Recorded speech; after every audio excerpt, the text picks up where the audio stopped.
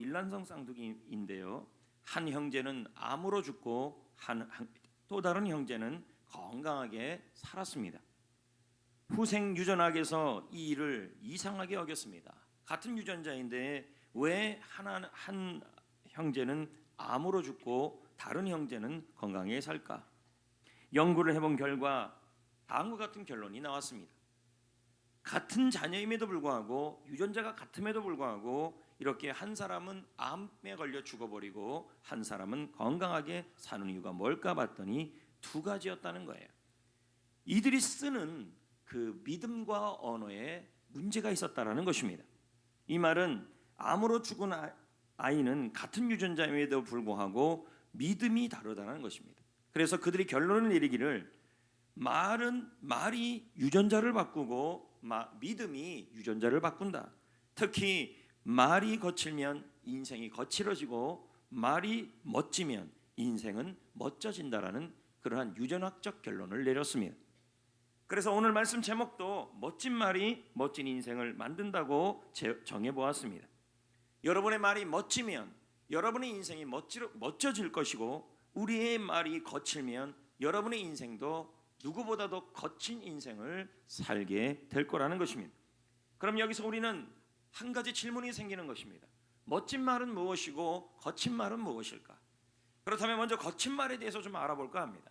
거친 말이란 어떤 말일까요? 거친 말이란 나쁜 영향력을 주는 말입니다. 자신에게 남에게 그 말을 함으로 좋지 않은 영향력을 주는 말을 거친 말이라 그럽니다. 성경에서 이 거친 말을 세 가지 정도로 나눌 수 있는데 그 첫 번째가 뭐냐면 이 거친 말은 함부로 하는 말을 말합니다. 생각 없이 입에서 그냥 튀어나오는 습관적으로 튀어나오는 남에게 나쁜 영향력을 주는 말을 의미하죠. 잠언 12장 18절 13절을 읽어봅시다. 시작. 발로 찌름같이 함부로 말하는 자가 있거니와 입술의 허물로 말미암아 그물에 걸려도. 자, 여기 보면 함부로 하는 말이 뭐냐면 칼로 찌르는 말이라는 거예요. 그래서 그 말을 들으면 마음이 아프고 그 말을 들으면 속이 상하는 말을 우리는 함부로 하는 말이라고 말하고 이 말이 거친 말이라는 겁니다. 그런데 함부로 하는 말에 가장 대표적인 말이 있는데 그게 바로 욕설입니다. 우리가 습관적으로 입에서 튀어나오는 겁니다. 저도 가끔 성도들이랑 대화하다 보면 갑자기 욕이 나오는 걸 보면서 저도 깜짝 놀라고 그분도 깜짝 놀라는 그런 놀라운 역사들을 봅니다. 그런데 텔레비전에 보면 어떤 배구 여자 선수가 식빵을 그렇게 잘한다고 이 식빵이 욕이라는 것입니다. 근데 그 욕 잘하는 언니가 그렇게 유명해져 버렸습니다. 참 아이러니하죠. 근데 이 욕을 잘하는 사람은 생각 없이 칼을 찌르는 말을 하게 되면 항상 끝이 안 좋아요. 그래서 오늘 말씀에 보면 이 함부로 하는 말을 하는 사람은 이 입술로 허물로 말미암아 그물에 걸리게 된다. 그 말로 인해 인생이 힘들어진다라는 것입니다. 두 번째, 여러분, 거친 말은 남의 허물을 들춰내는 말입니다. 잠언 18장 8절 읽어봅시다. 조롱하는 자의 말은 별식과 같아서 뱃속 깊은 데로 내려가느니라. 새번역 성경은 이 말씀을 이렇게 해석해요. 헐뜯기를 잘하는 사람의 말은 험담이죠. 거친 말이란 결국 뭐예요? 남을 헐뜯는 말이에요. 그 말은 뭐와 같다 그러냐? 맛있는 음식 같았다. 그래서 뱃속까지 내려간다는 거예요. 여러분, 누군가를 험담하게 되면 이상하게 즐거워요. 정말 맛있는 산의 진미, 여러분이 특별하게 먹는 그 별식 같은 음식들이 있는데 그 음식을 먹는 것처럼 그렇게 맛있다는 거예요. 근데 이런 말은 뭐가 되냐면 바로 거친 말이라는 거예요. 두세 사람이 모이면 남의 이야기를 하죠. 그래서 모여서 이런 말 저런 말을 하는데 그 말이 남을 헐뜯는 말, 그러니까 남의 허물을 이야기하면서 그렇게 재밌어요. 아이고 그렇지. 그래서 아삼구가 맞아가지고 아삼구 아삼육이 맞아가지고 또 아삼육이 맞는 죄송해요, 이 아다리 뭐죠? 비슷비슷한 사람들끼리 모여서 맞아, 그 사람은 그렇게 못됐어, 이렇게 얘기를 나누는데 그게 그렇게 재밌어 한다는 거죠. 그런데 여러분, 그렇게 허물을 들추는 말을 하는 사람을 그 결과가 어떻게 되냐는 거예요. 잠언 18장 6절 7절 읽어봅시다. 시작. 미련한 자의 입술은 다툼을 일으키고 그의 그 입에 입은 매를 자청한다. 자청하느니라. 7절 미련한 자의 입은 그의 멸망이 되고 그의 입술은 그의 영혼의 그물이 된다. 되느니라. 결국 뭐예요? 험담을 잘하고 남의 허물을 잘 들춰내는 사람은 어떻게 되냐면 다툼을 일으키고 결국 그 말 때문에 매를 벌게 되고 결국 그 말 때문에 망하게 되고 그 말 때문에 영혼이 그물에 걸리게 된다는 것입니다. 거친 말은 남에게 거친 말은 나쁜 영향력을 주는 말인데 첫 번째가 함부로 생각 없이 칼을 찌르는 말, 두 번째는 남의 허물을 들춰내는 말이라는 것입니다. 어느 목사님의 이야기입니다. 이분은 목사님이 되기 전에 자신의 삶을 간증했습니다. 제가 읽은 내용이죠. 이분은 특징이 있는데 남을 잘 판단을 잘합니다. 그래서 이분하고 있으면 목사님 되기 전이니까요. 너무 예리하게 비판을 잘해요. 그래서 그분하고 있으면 그분은 그래요. 자기가 생각하기에 맞지 않고 바르지 않다고 생각하면 한 번도 그냥 넘어가는 적이 없는 분이 바로 이분이었어요. 그리고 이분의 즐거움은 뭐냐? 남의 허물을 판단하고 남의 허물을 말하는 것이 그분의 별식이고 즐거움이었어요. 근데 이상하게 사업이 안 되고 목사님 되기 전에 간증이에요. 가족을 잃어버리고 건강에 문제가 생기고 자녀 일도 풀리지 않고 교회 일도 잘 안 되고 괴로운 일이 계속 되는 거예요. 이분이 문제는 뭐냐면 목사님 되기 전에 분이니까 교회에서 이제 굉장히 그 믿음이 좋은 사람이었을 거라는 거죠. 성경도 열심히 읽고 기도도 하고 믿음도 좋은데 이분의 특징이 뭐냐면 남을 판단을 잘해요. 그래서 한 번이라도 섭섭하면 그냥 넘어가지 않고 짚고 얘기하고 꼬투리 잡고 비판하고 허물 얘기하고 기도를 하고 성경을 그렇게 읽는데도 그걸 잘해요. 근데 이상할 정도로 사업이 안 되고 가족이 안 풀리고 건강이 어렵고 교회 일도 안 되고 자녀 일도 안 풀리고 괴로운 일만 계속 되는 거예요. 그러다가 너무 힘드니까 그 버릇 뭐 어디 주겠습니까? 계속 그럼에도 불구하고 뭐 하나 바르지 않는 일만 있고 자기 생각에 맞지 않는다 그러면 또 가서 그냥 넘어가지 않고 목사님에 가서 따지고 장로님 찾아가서 따지고 김집사 찾아가서 따지고 말 그게 이제 안 통한다 싶으면 서로 삼삼오오 모여갖고 또 험담하고 이런 일을 반복했어요. 그러다가 성경을 읽다가 자신의 삶이 기도하고 성경 읽고 믿음 생활 잘함에도 불구하고 왜 이렇게 괴로운 일이 계속되는지를 그 이유를 알았다는 거예요. 읽어보니까 성경을 읽다 보니까 잠언을 읽다 보니까 그 이유를 알게 됐는데 그것이 바로 본인의 말이 거친 말이었다는 거예요. 함부로 하는 말, 남의 가슴에 찌르는 말, 그리고 그것뿐만 아니라 남의 허물을 들춰내면서 하는 말이었다는 거예요. 성도 여러분, 우리를 판단하시는 분은 하나님밖에 없습니다. 사람을 판단하면 안 돼요. 그때부터 그분은 시편 141편 말씀을 붙들고 항상 하나님께 날마다 기도하기 시작했어요. 하나님, 내 입에 파수꾼을 세워주시고 내 입술의 문을 지켜주옵소서. 왜요?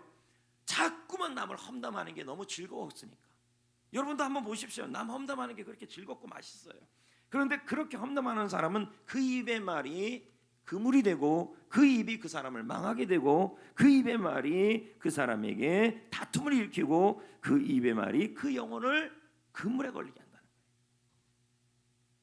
세 번째 거친 말이 어떤 말이냐? 거짓말입니다. 요한복음 14장 8장 44절, 잠언 19장 5절이에요. 다 같이 읽어봐요. 시작. 그 마귀 거짓말쟁이고 거짓의 아비가 되었다. 잠언 19장 5절 시작. 거짓말하는 거짓 증인은 벌을 면치 못할 것이고 거짓말하는 자도 피하지 못하리라. 그럼 뭐예요? 거짓말은 마귀라는 이 존재 자체는 거짓투성이라는 거예요. 그리고 마귀가 제일 잘 사용하는 것 중에 하나가 거짓말이라는 거예요. 그래서 우리 입에다가 거짓말을 뿌려놓고 우리 입에다가 마귀가 거짓말을 뿌려놓는 가라지를 뿌려놓고 그리고 이것 때문에 우리 입에서 거짓말이 나오게 만들어놨다는 거예요. 그리고 우리가 자꾸 거짓말을 하게 만들어 놓고, 그리고 그 거짓말이 거친 말이 되니 거짓말이 거친 말이고 거친 말이 인생을 거칠게 만드니 자꾸 거짓말을 하다 보니 하나님의 벌을 받게 된다고 지금 성경은 말하고 있는 것입니다. 임판성 목사는 말합니다. 이렇게요. 말이 내 입 안에 있을 때는 내가 컨트롤할 수 있다, 다스릴 수 있다. 그런데 말이 입 밖으로 나오는 순간에 이제는 그 말이 나의 삶을 컨트롤하기 시작한다, 다스린다는 거예요. 여러분, 우리는 지금까지 거친 말이 뭔지를 들었습니다. 함부로 하는 말, 욕설, 남의 허물을 들추는 말, 그리고 거짓말. 이 거친 말을 컨트롤하지 않으면 우리의 인생이 거칠어지고 힘들어진다는 것을 설명하고 있는 겁니다. 한번 생각해 보라고요. 믿음 생활을 하고 여러분이 성경을 읽는데 삶이 자꾸만 풀리지 않고 그물에 걸린 것처럼 일이 자꾸 안 되어지는 이유 중에 하나가 뭐냐면 여러분의 말이 거칠어요. 그 거친 말이 뭐냐? 남의 허물을 들추고 거짓말을 하고 욕을 잘하고, 그리고 그 말을 통해 생각 없이 말을 해요. 상대방의 마음을 찔러버리는 그런 말을 하는 것이 바로 거친 말이라는 것이죠. 그러면 멋진 말은 무엇일까요? 오늘 본문 말씀 잠언 16장 24절을 다 같이 읽어볼까요? 시작. 선한 말은 꿀송이 같아서 마음에 달고 뼈에 양약이 되느니라. 요거를 우리말 성경은 해석을 해요. 선한 말을 기분 좋은 말이다. 우리말 성경은 이렇게 해석해요. 기분 좋은 말은 꿀송이 같아서 영혼을 즐겁게 하고 아픈 뼈를 고치는 능력이 있다. 그러면 멋진 말은 어떤 말이냐면 우리를 기분 좋게 하는 말이다. 그 말은 격려하는 말, 칭찬하는 말, 응원하는 말, 믿음의 말, 그리고 가장 멋진 말은 감사의 말이 되는 것입니다. 그런데 여러분, 우리가 여기서 기억해야 될 것이 하나 있는데 그것은 우리의 말에는 힘과 능력이 있다라는 것입니다. 잠언 21장 28절 보면 이렇게 나와요. 읽어볼까요? 시작. 사람의 말엔 힘이 있느니라. 사람의 말에는 뭐가 있다고요? 힘이 있다. 하나님은 여러분의 말에 힘을 주셨다는 말이에요. 어떤 힘을 주셨냐? 여러분의 인생을 만드는 힘, 인생을 창조하는 힘, 그 힘을 여러분에게 주셨다는 거예요. 자, 그걸 이해하기 위해서 창세기 1장 3절을 한번 봐야 돼요. 보면 이렇게 나와요. 하나님이 세상을 창조하시면서 어떻게 창조했냐면 하나님이 크게 좀 해주세요. 시작. 하나님이 이르시되. 마스크를 막았다고 여러분 입까지 다물라는 말은 아니에요. 하나님이 말씀했더니 뭐가 생겼어요? 빛이 있었고, 빛이 있으라 했더니 빛이 있었다. 창세기 1장 1절에 태초에 하나님이 천지를 창조했다. 여러분, 하나님이 이 세상을 만들 때 뭐로 세상을 만들었냐 보면 손으로 만든 게 아니라 말씀으로 만들었어요. 이 창조하다는 단어가 만들다, 모양을 짓다는 뜻이에요. 성도 여러분, 하나님은 무엇이든지 할 수 있고 만들 수 있는 분이에요. 그런데 하나님은 저와 여러분을 통하여 일을 하기를 원하셨어요. 그래서 하나님은 이 땅에서 우리를 뭐라 부르냐면 하나님의 동역자라고 불러요. 고린도서 3장 9절 나오죠? 하나님은 우리를 통하여 일을 하시고, 그리고 우리를 통하여 하나님은 그 일을 성취하기를 원하실 거예요. 그래서 어떻게 하냐면 처음에 우리를 창조할 때 하나님을 형상을 닮도록 창조했어요.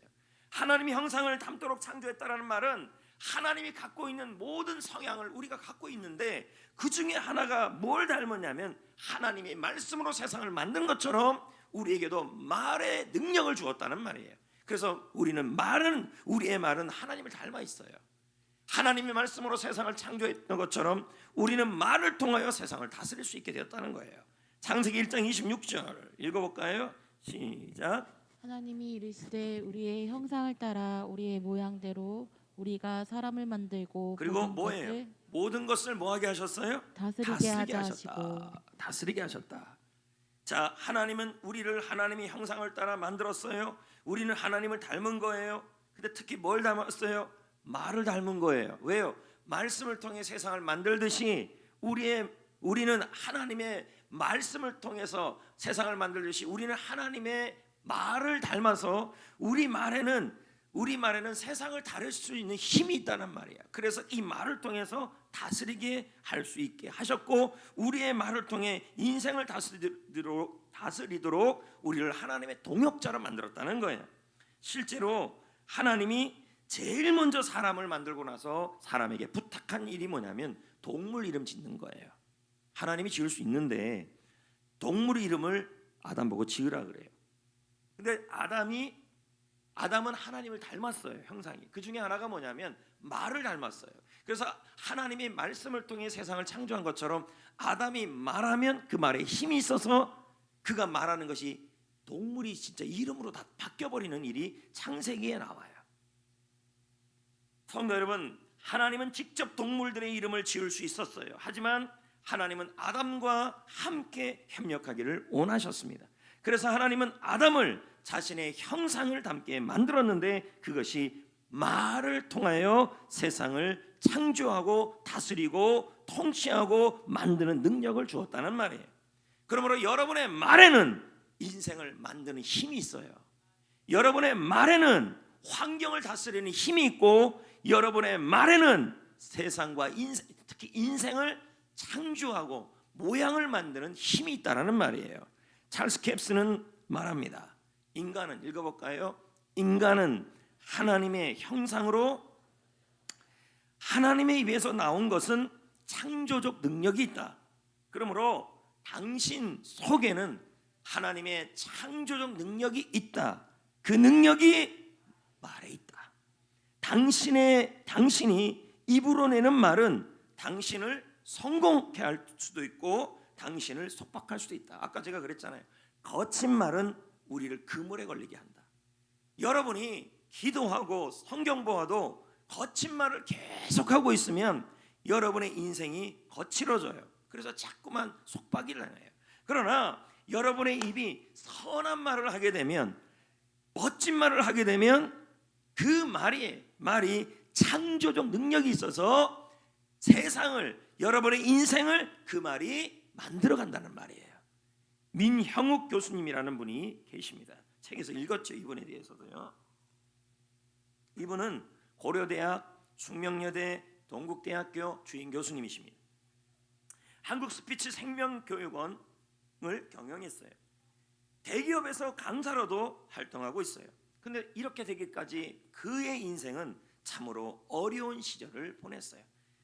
뭘 해도 안 되고 힘든 일이 계속 생기니까 그는 그때부터 말의 힘, 그리고 말씀 안에서, 성경 안에서의 말의 힘을 깨닫게 된 거예요. 그는 고백해요. 나의 말에는 힘이 있고 그 말이 인생을 만드는 창조적 능력이 있다. 깨달은 거예요.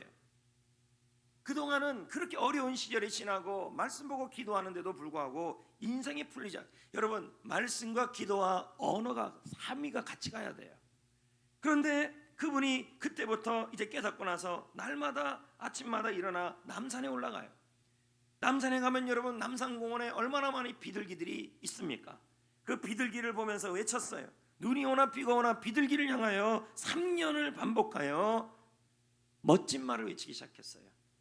여러분, 말은 밖에 나오면, 우리의 말은 하나님의 창조적 능력이 있어서 말을 통하여 하나님이 사람을 만들고 창조하고 그의 형상에 따라 만들고 그리고 모든 것을 다스리게 하셨어요.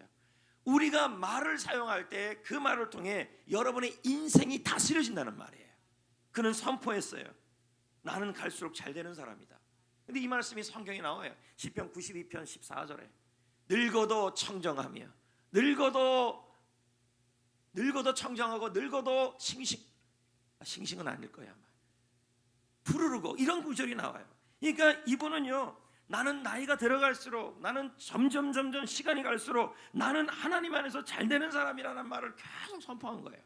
나는 점점 잘 되는 사람이다. 나는 점점 잘 되는 사람이다. 나는 점점 좋아지는 사람이다. 점점 좋아지는 사람이다.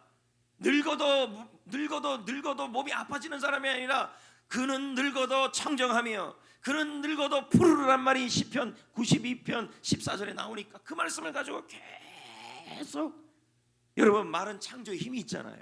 계속 선포한 거예요. 그렇게 3년을 선포했어요. 그러다가 그에게 우연 같은 일이 일어나요.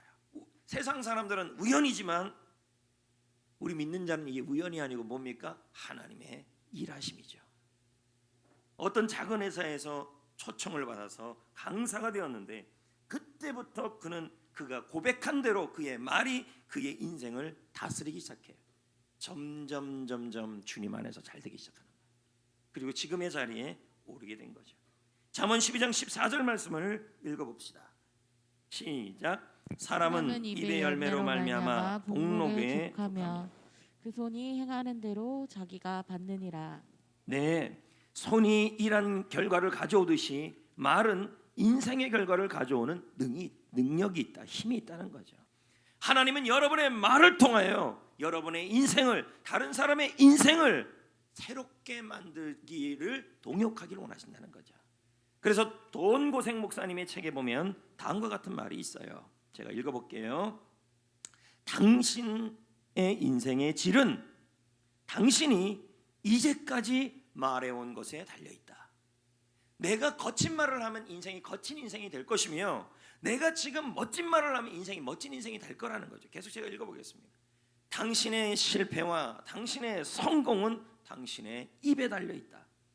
당신의 인생은 당신이 말하는 것보다 결코 더 좋아질 수가 없다.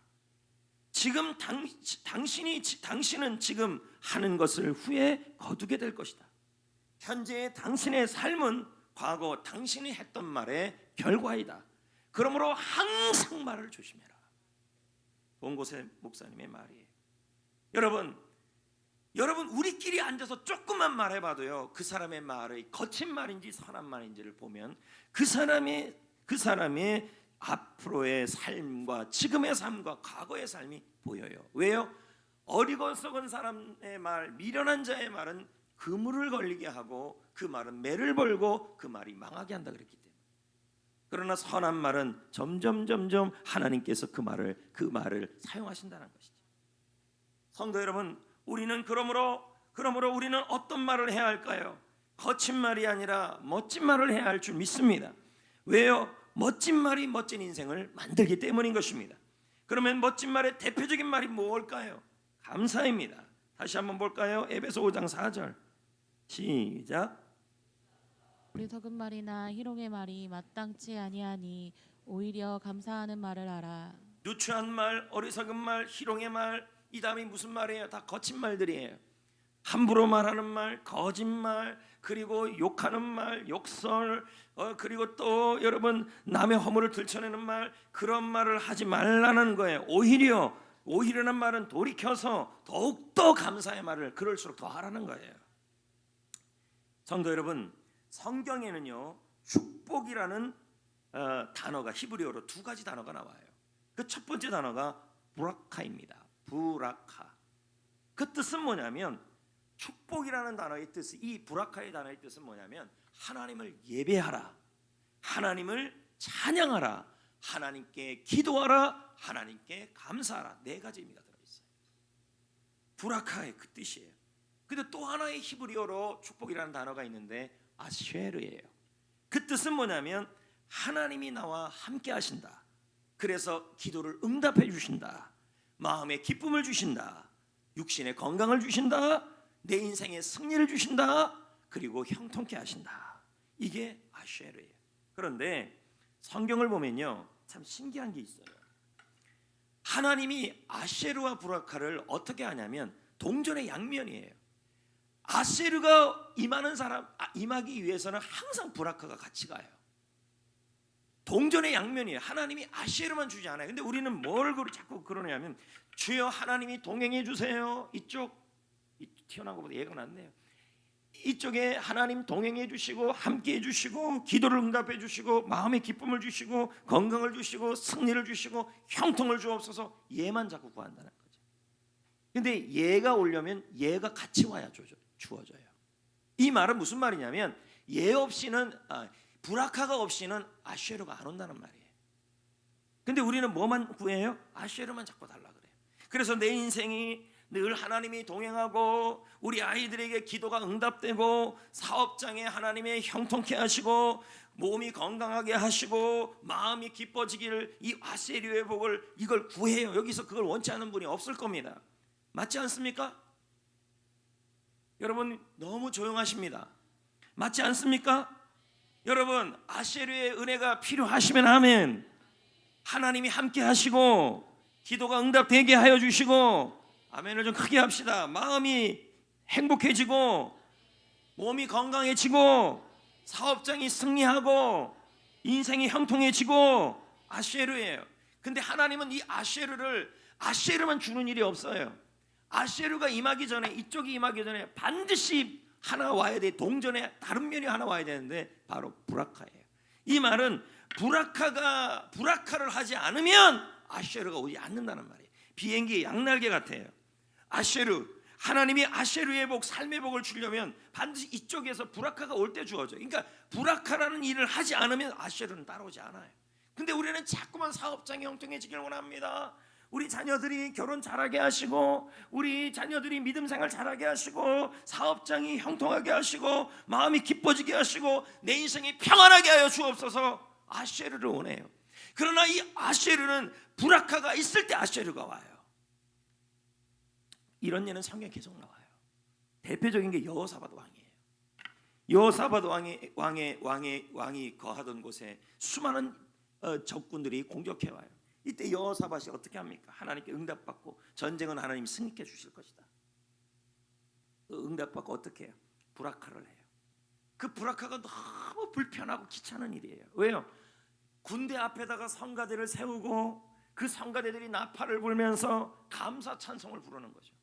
여호와는 선하시다, 그의 인자하심은 영원하다, 여호와께 감사하라. 근데 여러분 그 브라카를 할 때, 그 귀찮은, 그 불편한 그 브라카를 할 때 하나님께 제사하고 하나님께 예배하고 하나님께 감사하고 하나님께 찬양했을 때 하나님이 그때 역사하셨어요. 아쉐루가 그때 역사가 일어납니다. 다시 한번 여러분에게 부탁드립니다. 브라카는 뭐냐? 예배입니다. 브라카는 뭐예요? 찬양입니다. 브라카는 뭐예요? 기도입니다. 브라카는 특히 감사입니다. 여러분이 예배를 붙들면, 여러분 예배 나오는 것이 정말 불편하고 귀찮은 일이에요. 그러나 예배를 붙들면, 예배당에 나와서 예배를 하면 하나님은 아쉐르의 복을 주신다는 거예요. 승리케 하여 주시고, 승리케 하여 주시고, 동행하여 주시고, 기도를 응답하여 주시고, 마음을 평안하게 하여 주시고, 승리를 주신다는 거예요. 어제 기독신문 기사에 이런 기사가 났어요. 코로나19로 인해 다음 세대 중에서, 다음 세대 영아부, 유아부, 유초등부, 중고등부, 청년부가 거의 예배 안 나온대요. 전부 믿는 집에 자식들이 안 나온대요. 집에 다 있다는 거예요. 근데 안 나온대요.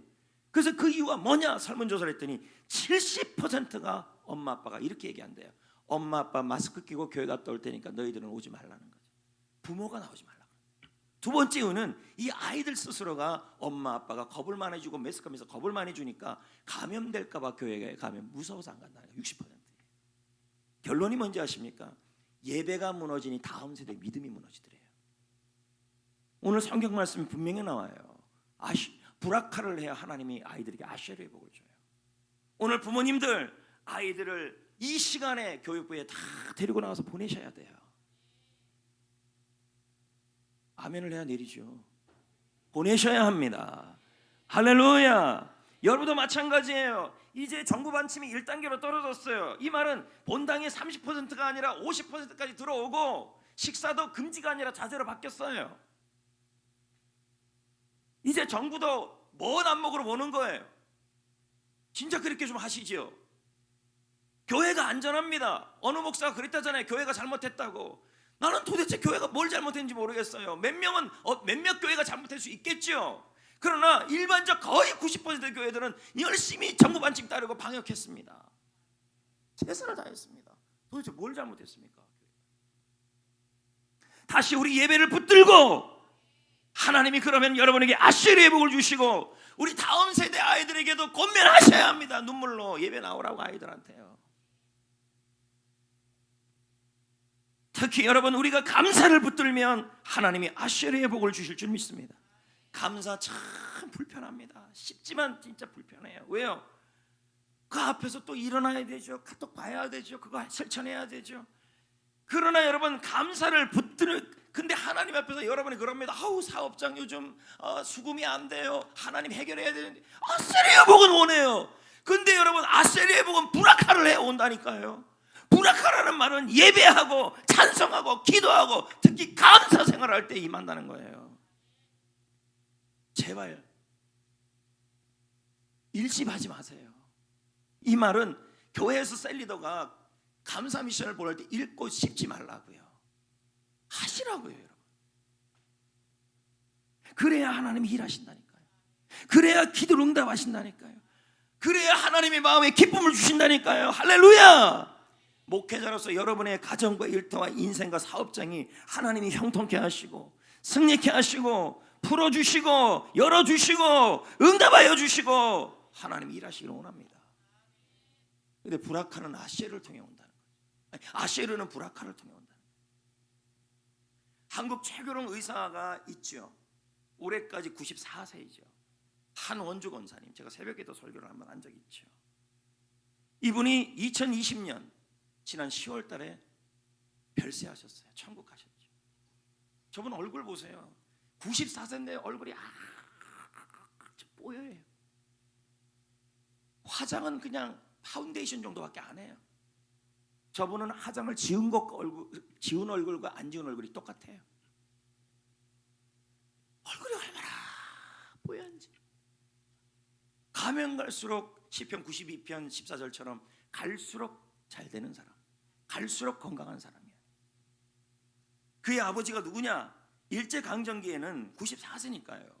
독립운동을 하시고 나라에 헌신하신 분이시고, 해방 후에는 이 아버지가 의사로서 결핵과 콜레라 예방에 힘쓴 분이에요. 이 아버지는 한 교회를 평생 섬긴 분이셔요. 교회를 자꾸 옮기는 분이 아니었다는 거죠. 그런 아버지를 보고 자란 분이 누구냐면 이 한원주 의사예요.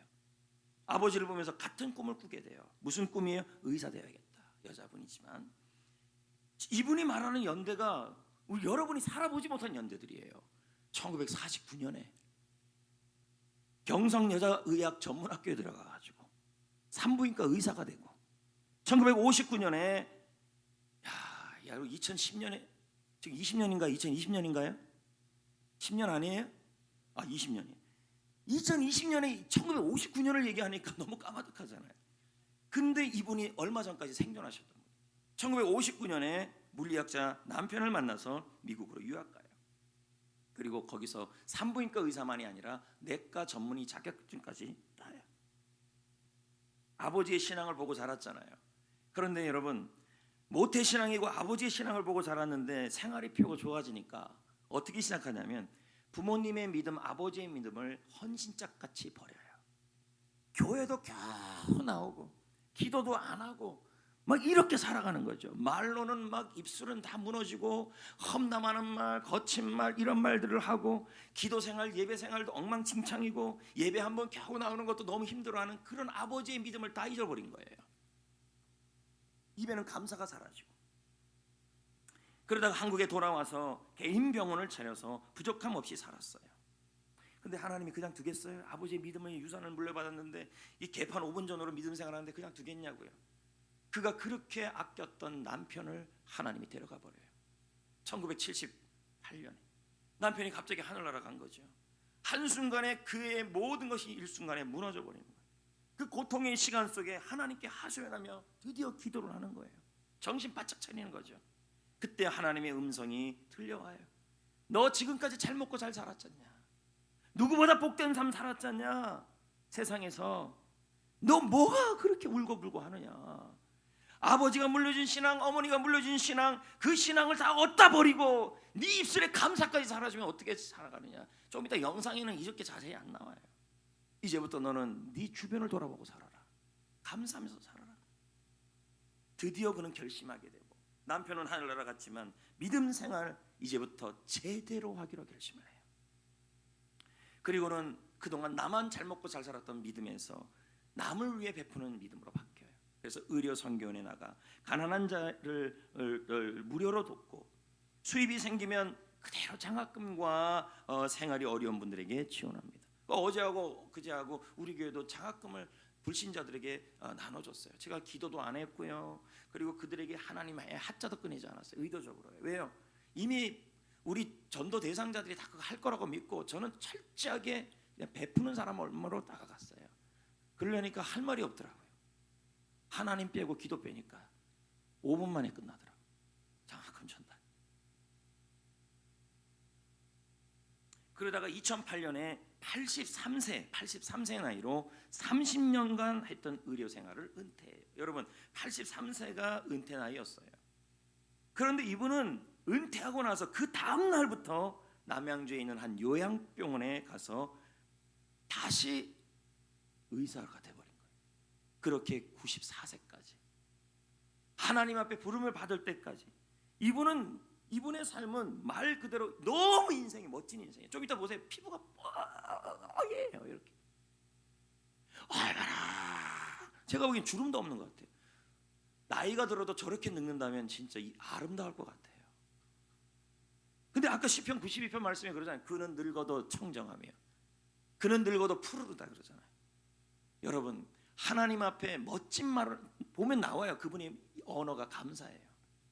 우리의 언어가 감사가 되면 하나님은 그 감사를 통하여 여러분의 인생에 여러분 그분이 감사하는 게 쉬웠겠냐고. 아쉐르예요. 감사 말하고 감사 미션하고 그게 쉬웠겠냐. 그러나 부라카를 했더니 하나님이 그녀의 인생에 아쉐르를 한 거예요. 멋진 인생이 되게. 뭐라 그럽니까? 오래 살려고 보약도 하나 안 먹었는데도 뭐라 그래요? 가면 갈수록 건강해지고, 예?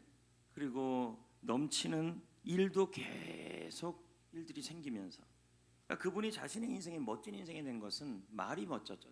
특히 감사였다는 거죠. 19세기 영국 명설교가 스펄전은 말합니다. 우리가 하나님의 은혜에 감사하면 은혜는 더욱 풍성해진다. 아쉐를 하기 전에 브라카를 해야 된다는 거예요.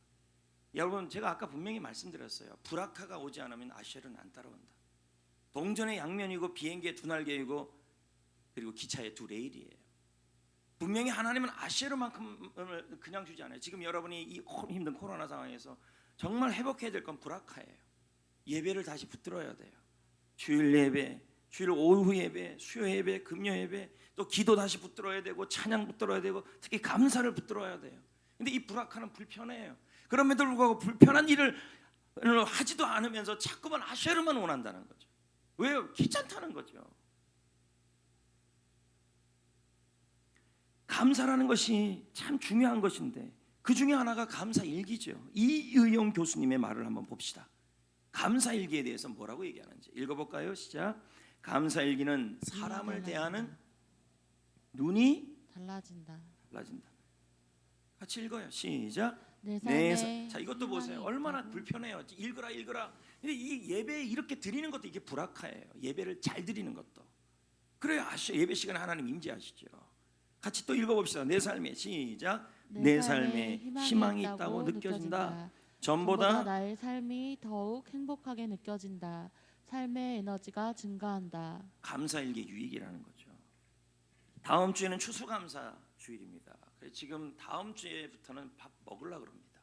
자제니까.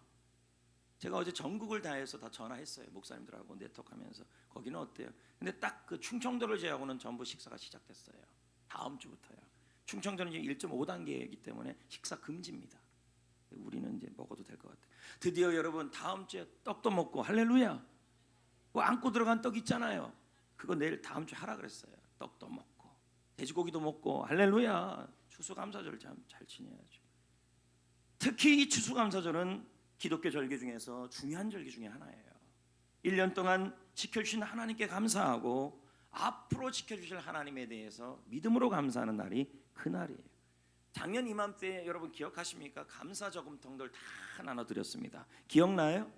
그러면서 우리 뭐라 그랬어요? 매일매일 하나님 앞에 100원이든 500원이든 200원이든 1000원이든 매일 매일 하나님께 감사하는 마음으로 드려서 추수감사절 당일날 뭐 이렇게 헌금 준비하는 게 아니라 1년을 하나님께 심어서 드려보자. 기억나십니까? 기억나요? 이번 그렇게 한번 드려보시라고요. 그래서 여러분이 하루 감사 100원을 기점으로 한다면 한 36,500원이 될 것입니다. 매일 100원씩 하나님께 감사하는 거니까. 저는 그때 지난 금요일 날 말씀드린 것처럼 맹세 기도를 했어요. 하나님이 이번 증축을 잘 마치게 하시고 2020년을 하나님이 하시면 제가 매일 1,000원씩 하나님께 드리고 그 1,000원을 가지고 모은 것을 가지고 추수감사절날 헌금으로 감사 헌금으로 드리겠습니다. 내가 그때 왜 그랬나 몰라요. 지금요. 계산해 보니까 너무 많아요. 36만 5천 원. 그러면 우리 4명 우리 가족 다 그렇게 해야 되느냐? 그래서 내가 그랬어요. 야, 얘네는 100원씩 계산해라 그랬어요. 내가 부담스러워서 못 하겠다 그랬어요. 계산해 보니까 하나님께 내가 1년을 1,000원씩 서원을 했으니까 계산해 보니까 나만 40만 원이에요. 너무 많아요. 그래도 저는 드려야 될 것 같아요. 왜요? 하나님께서 그렇게 해주셨기 때문에 증축이 잘 맞췄고, 그리고 코로나 상황에서도 우리 교회를 하나님이 돌봐주셨기 때문에 앞으로도 돌봐주시는 것을 대표로 해도 내가 그렇게 해야겠다 그런 마음이 들더라는 거죠. 여러분, 멋진 말은 감사인 줄 믿습니다. 하나님은 감사를 통해 여러분의 인생을 아쉐르하게 하실 겁니다. 아멘. 그럼 이제 어떻게 해야 될까요? 브라카를 해야죠. 감사를 해야죠. 여호사밧 왕이 성가대를 준비하고 여호사밧 왕이 나팔을 불고 감사 찬양하는 거, 그거 정말 작은 일이지만 귀찮은 일이지만 그 일을 해야 한다는 거예요. 이걸 뭐라 그래요? 훈련이라는 거예요. 자, 보자고요. 야고보 1장 26절 읽어볼까요? 디모데 시작. 누구든지 스스로 경건하다 생각하며 자기 혀를 제갈 물리지 아니하고 자기 마음을 속이면 이 사람의 경건은 헛것이라. 이 말은 언어가 제어가 안 되는 사람은 경건이 헛되다는 거예요. 기도해도 예배해도 찬송해도 하나님께서 그 경건을 헛된 걸로 본다는 거예요. 그러므로 언어를 붙잡는 것이 경건의 시작이라는 얘기예요. 다음요, 디모데전서 4장 7절. 그래서 이 언어를, 이 경건을 어떻게 하래요? 시작. 망령되고 허탄한 신화를 버리고 경건에 이르도록 내 자신을 연단하라. 예, 대표적 경건이 뭐예요? 다른 경건도 있지만 언어를 잘 멋진 말로 훈련하는 게 대표적 경건이라는 거예요. 감사 미션에 나오는 말들을 보면 대부분 멋진 말들이에요. 근데 가끔 이런 말을 듣는 분이 있어요. 목사님, 오늘 미션은 감사 단어 하나도 안 나오는데요. 이런 말을 하는 분들이 있어요. 아까 말한 그 누구예요? 그 목사님 되기 전 그 사람처럼 스스로 자기 머리에 맞지 않는 것을 사사건건 따지는 거죠. 이러면 여러분 은혜를 못 받아요. 그 물에 자꾸 걸리게 되는 거죠. 근데 여러분, 제가 어떤 감사 미션을 할 때 하나님께 기도하면서 여러분들에게 전달하는 거예요. 그러면 거기에 감사라는 단어가 안 들어간다 할지라도 상대방이 감사의 마음을 들도록 하는 배려도 감사해요. 도움을 주는 것도 감사고요. 이해되시겠어요? 이걸 한 단계 높은 감사라는 거죠. 그러므로 우리는 어떻게 이 멋진 말인 감사를 브라카를 해야 할까요? 이제 결심을 다시 하자고요, 여러분. 그동안 잘한 분들은 너무 잘하셨습니다. 그러나 그동안 안 하신 분들은 다시 한번 결단하시고, 하다가 멈춘 분들은 다시 한번 결심하셔야 된다는 거예요. 왜? 말이라는 건 내비게이션하고 똑같아요. 자, 내비게이션 보십시오. 요즘에 내비게이션은 손으로 합니까? 말로 합니까? 말로 하잖아요. 야, 아까 나왔던 그 진주 있잖아요. 고향 한원주 권사님의 고향. 야, 진주로 가. 그러면 내비게이션이 여기 맞나요? 아니. 네, 이렇게 또 가요. 그래서 그 목적지를 내가 말로 하면 내비게이션이 그 말을 듣고 목적지 입력하고 틀림없이 그 목적지대로 가게 합니다. 중간에 험난한 길이 있어도 반드시 목적지까지 가게 한다는 거예요. 말이 똑같다는 거예요. 여러분이 감사의 말을 여러분의 인생에, 남의 인생에 입력을 해주면, 브라카를 해주면 나중에 그 말이 결국 목적지까지 아셔를 해버린다는 거예요. 중간에 험난한 일이 있어도, 중간에 혹시 길을 잘못 들어도, 야, 길 잘못 들었으니까 저쪽 강원도로 가, 이게 아니라 계속 다시 한번 얘야 한번 입력됐으면 끝까지 결심하고 있어야 된다는 거죠. 바꾸지 말고 계속. 제가 한번 여러분에게 질문 한번 해볼게요. 여기 통에 물에 좀 작은데요, 이 통에 담긴 물이 꾸정물이에요. 그럼 이 꾸정물을 깨끗하게 바꾸려면 어떻게 해야 돼요? 첫 번째는 물을 쏟아부어서 깨끗한 물을 넣는데요. 근데 못 쏟는다 그러면 어떻게 해야 돼요? 깨끗한 물을 맑은 물이 될 때까지 계속 붓다 부으면 이 꾸정물이 밖으로 나오겠죠. 그래서 어떻게 돼요? 맑은 물이 돼요, 안 돼요? 마찬가지라니까. 내 인생이 꾸정물 같고, 내 인생이 험난하고, 내 인생이 옆에 있는 자녀와 사업장이 그런 인생이 그런 상황이라면 여러분이 뭐예요? 깨끗한 감사의 물을 계속 깨끗해질 때까지 보여야 돼요. 근데 한두 번 하다가 멈추면 안 된다는 말이에요. 할렐루야. 역사할 때까지, 물이 끓을 때까지, 임계점에 이를 때까지. 저는 어렸을 때 저희 할머니가 살았던 곳이 숲속이었어요. 살다 나 진짜 할머니 때 가기 싫더라고요. 숲속에 들어가니까 가면 전기도 없고, 가면 꿀뚝 떼야 되고, 가면 장작불 떼야 되고. 어느 날 저보고 고구마를 삶는데, 저보고 고구마를 삶는 걸 보고 있으라는 거예요. 그래서 제가 보고 있었더니 김이 나더라고요, 가마솥에서. 그러면 할머니가 그럼 얘기를 해줬으면 될 거 아니에요. 김이 나더라도 좀 더 있어야 익는다. 저는 김이 나면 익는 줄 알았어요. 그래서 장작불을 다 빼버렸어요. 할머니가 와서 얼마나 패든지요. 아직 안 익었다는 거예요. 그리고 지금 먹지도 못한다는 거예요. 여러분, 물이 끓더라도 불을 조금 더 떼야 익는 거예요. 이해되시겠어요? 그리고 또 한번 타이밍을 놓쳐버리면 이게 또 타이밍을 놓아버리면 놓쳐버리면 이게 또 고구마를 먹지도 못하게 되는 거예요. 끝까지 한번 감사 미션, 감사의 말 하기로 했으면 결심하시고 말 바꾸지 마시고 끝까지 해야 된다는 거예요. 불악해야 된다는 거예요. 대안학교를 운영하고 그리고 교회를 새로 지은 향기교회라는 교회가 있어요. 저기 있습니다. 근데 이 교회가 교회를 짓고 학교를 짓는데 절대로 성도들끼리 목사님이 하지 말자는 말이 있었어요. 그게 첫 번째가 뭐냐면 없다는 말. 대안학교 지으면서 빚을 내고 지어도 없다는 말은 하지 말아라. 둘째는 뭐냐면 못한다는 말을 하지 말아라. 셋째는 이 말을 하래요. 하나님이 해주실 것이다. 감사합니다. 여러분, 브라카를 해야 아쉐르가 따라오는 거 아니에요? 이 교회는 특별하게 목사님이 성도들에게 계속 말했어요. 여러분, 없다고 말하지 맙시다. 안 된다고 말하지 맙시다. 주님이 하실 거라고 생각하며 감사하다 말합시다. 저는 우리 성도들에게도 부탁하고 싶어요. 우리 교회가 조금 빚이 있다 그래도 그 빚에 집중하지 말고, 없다라고 얘기하지 말고, 안 된다고 말하지 말고, 하나님이 있게 하신다, 채우신다, 그래서 하나님 앞에 감사합니다, 브라카를 하셔야 돼요. 그래야 하나님이 일하시는 것이죠. 믿으시면 아멘. 지금까지 우리 교회는 감사 행전을 해오고 있습니다.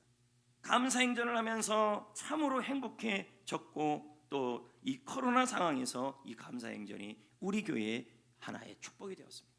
저는 이 감사 행전이 하나님이 우리 교회에 주신 선물이라고 생각합니다.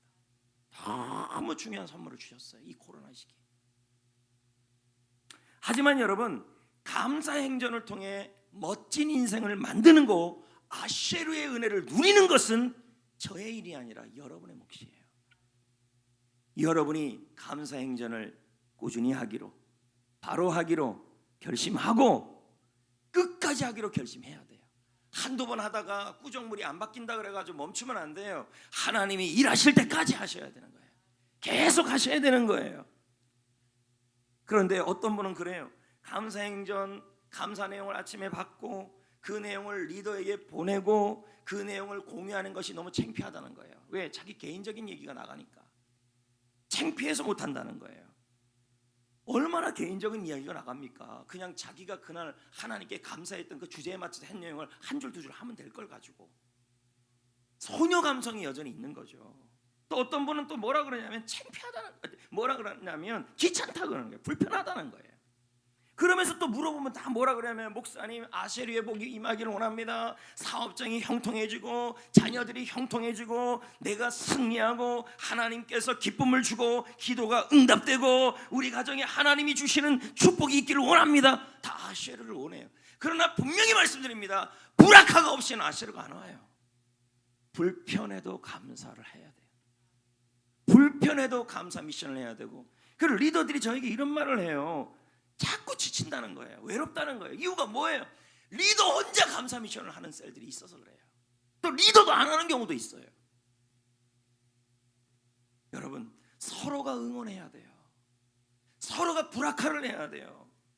저 역시도 여러분 매일 아침마다 감사 미션을 하루 전에 만들어서 또 여러분 또 그 월요일 화요일 거는요 그 며칠 전에 또 만들어야 돼요. 이걸 매일 만드는 일이 저한테는 뭐예요? 브라카예요.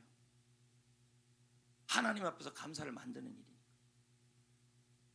근데 여러분 저는 제가 이 일을 할 때 하나님이 우리 성도들에게 아세르를 주기를 기대하는 마음으로 하는 거예요.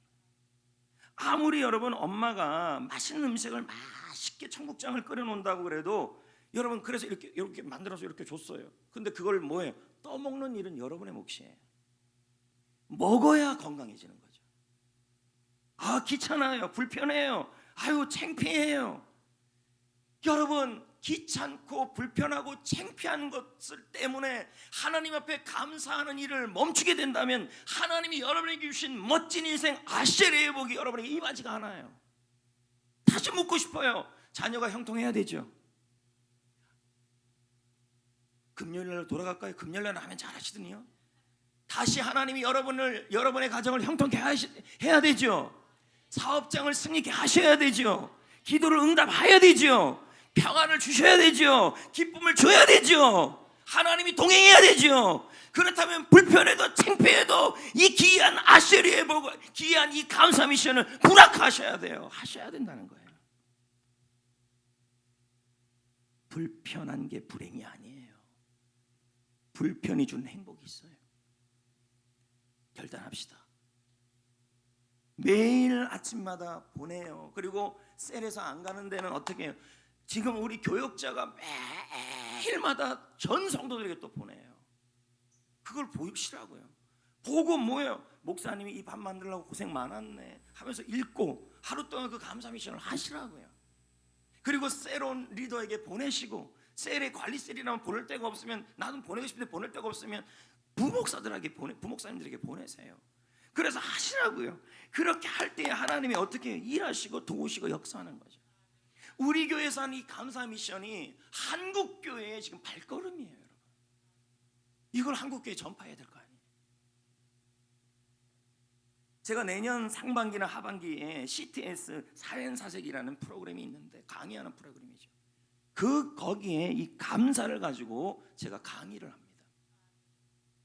지금 우리 교회에서 하는 일이 한국교회 미식적이 지금 행전이에요. 그러면 제가 거기 나가서 우리 교회 장로님들이 권사님들이 창피해가지고 이렇게 제가 얘기해야겠어요?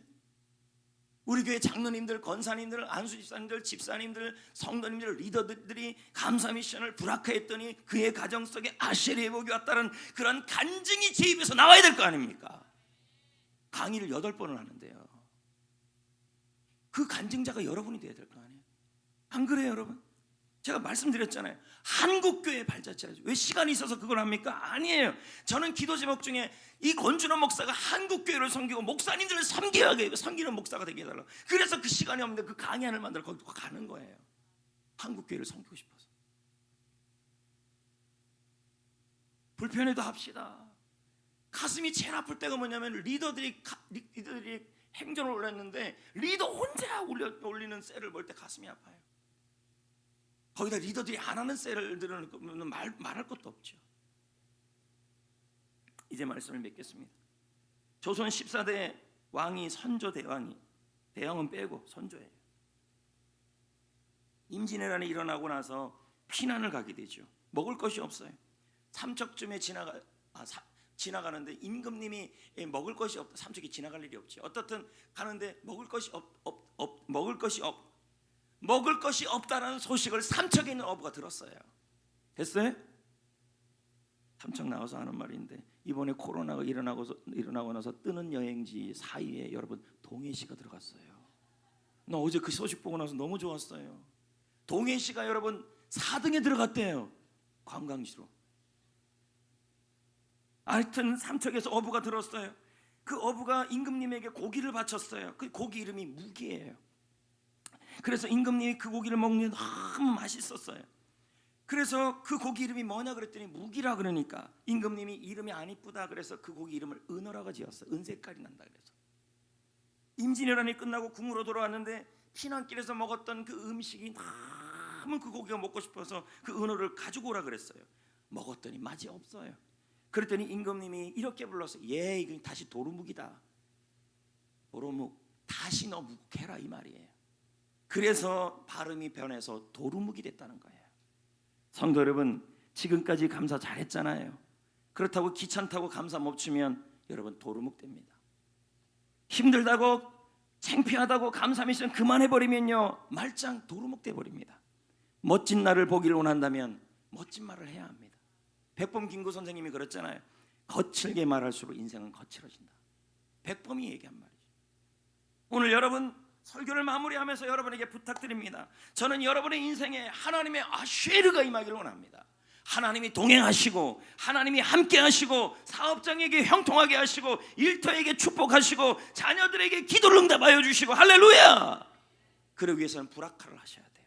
예배를 붙들어야 합니다. 할렐루야. 예배 잘 드려야 하고 자녀들도 드리게 하시고 그리고 여러분 기도하고 찬양하시고 마지막은 가장 멋진 말인 감사 행전을 붙들어야 할 줄 믿습니다.